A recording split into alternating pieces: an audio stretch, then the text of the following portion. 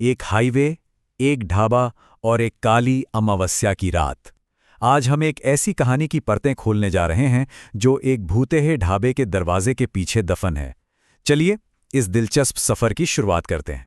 जरा सोचिए, एक ऐसी जगह जो सिर्फ खाने की जगह ना हो, बल्कि एक दहलीज हो। एक ऐसी दहलीज जो जिंदों और मुर्दों की दुनिया को जोड़ती हो। आज की हमारी कहानी इसी सवाल के इर्द गिर्द घूमती है। तो कहानी की शुरुआत होती है मोहित से।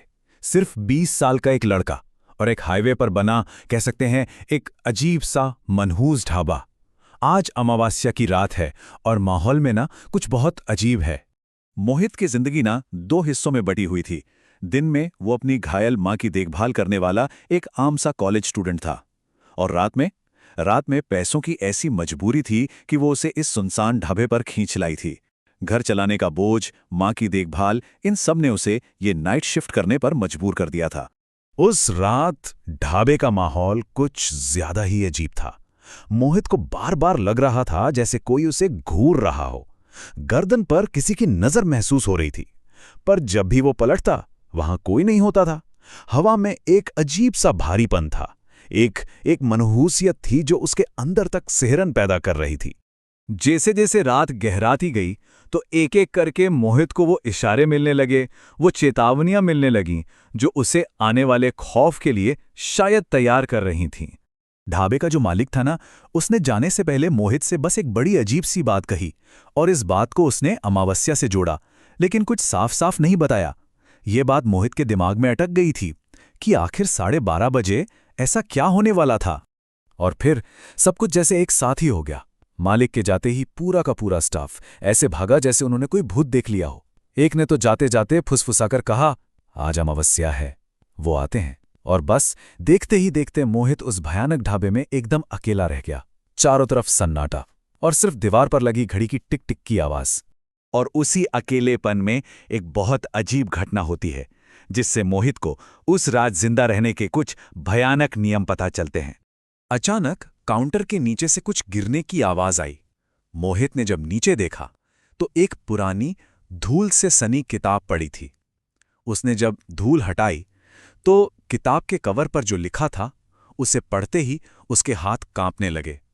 लिखा था, अमावस्या की रात को नाइट शिफ्ट में जिंदा रहने के नियम। उस किताब में सिर्फ 2 नियम लिखे थे, बस 2, और दोनों ही उसकी जान बचा सकते थे। पहला, रात 12:30 बजे के बाद जो भी आए उनकी तरफ देखना नहीं है, बिल्कुल भी नहीं। और दूसरा, रात के 3 बजे से पहले ठीक 30 लोगों का खाना तैयार कर देना है। एक भी प्लेट कम हुई या जरा भी देर हुई तो अंजाम बहुत भयानक होगा।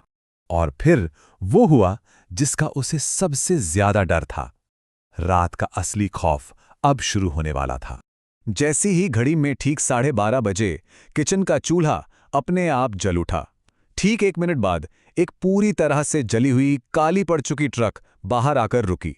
वक्त तेजी से भाग रहा था। मोहित को 3 बजे से पहले 30 लोगों का खाना बनाना था।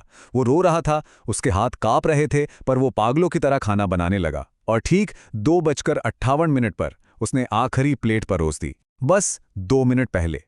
उस चले हुए ट्रक के अंदर इतना घना अंधेरा था कि कुछ भी दिखाई नहीं दे रहा था।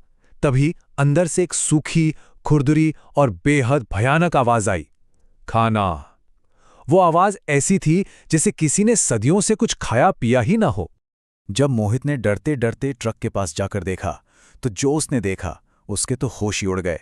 अंदर बैठे लोगों की आंखें नहीं थीं, जबड़े नहीं थे, किसी का सिर तो बस एक तरफ लटका हुआ था।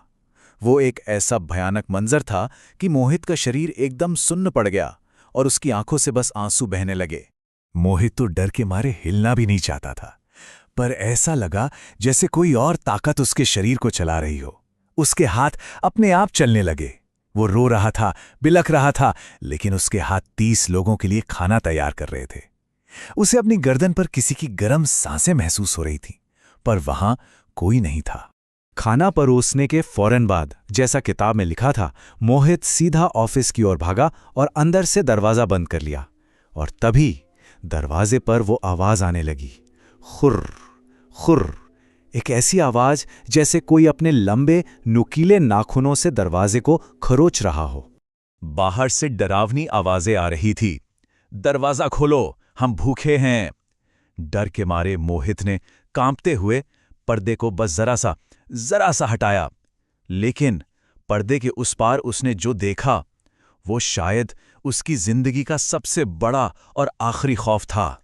बाहर दर्जनों चेहरे थे, जले हुए पिघले हुए चेहरे, जिनके जबड़े तक गायब थे और आंखों से खून बह रहा था। और उन सब की आंखें, वो सब सीधे मोहित को घूर रही थीं। और फिर वो सब एक साथ बोले, तू जिंदा है। उस रात के बाद क्या हुआ, मोहित का क्या हुआ और उस ढाबे का आखिर राज क्या था, कहानी का अंत अभी बाकी है। अगली सुबह जब मालिक आया तो उसने मोहित को ऑफिस के फर्श पर पड़ा हुआ पाया। मोहित जिंदा तो था, लेकिन गहरे सदमे में था। उसकी आंखें खुली थीं, पर उनमें कोई जिंदगी नहीं बची थी। ऐसा लग रहा था जैसे उसकी रूह उसका जिस्म छोड़कर कहीं और भटक रही हो। जब मोहित थोड़ा होश में आया तो उसने मालिक को सारी कहानी बताई। तब मालिक ने उस ढाबे का वो राज खोला जो सालों से दफन था। उसने बताया कि 40 साल पहले ठीक उसी जगह के पास एक बस में आग लग गई थी। बस के सारे यात्री मारे गए थे और लोग कहते हैं कि उनकी आत्माओं को आज भी लगता है कि वो जिंदा हैं और हर अमावस्या की रात वो खाना खाने उसी ढाबे पे आती हैं। और वो 30 प्लेट खाना, हाँ, वो उसी बस के 30 मुसाफिरों के लिए था। वो 30 आत्माएं जो आज भी अपने आखिरी सफर में अटकी हुई हैं। मालिक ने बताया कि उसने ऑफिस के कमरे को मंत्रों से बांध रखा है, शायद इसीलिए मोहित की जान बच गई। ये सब जानने के बाद मोहित ने उसी दिन उसी वक्त वो नौकरी छोड़ दी। उसने फिर कभी पलटकर भी उस भुतह ढाबे की तरफ नहीं देखा। वो एक रात उसकी जिंदगी को हमेशा हमेशा के लिए बदल चुकी थी। लेकिन कहानी यहीं खत्म नहीं होती। कहते हैं आज भी अगर कोई अमावस्या की रात उस हाईवे से गुजरता है तो उसे प्लेटों की खनक और एक धीमी डरावनी फुसफुसाहट सुनाई देती है, खाना, जो हमें ये याद दिलाता है कि उन 30 आत्माओं का वो आखिरी सफर अब भी जारी है।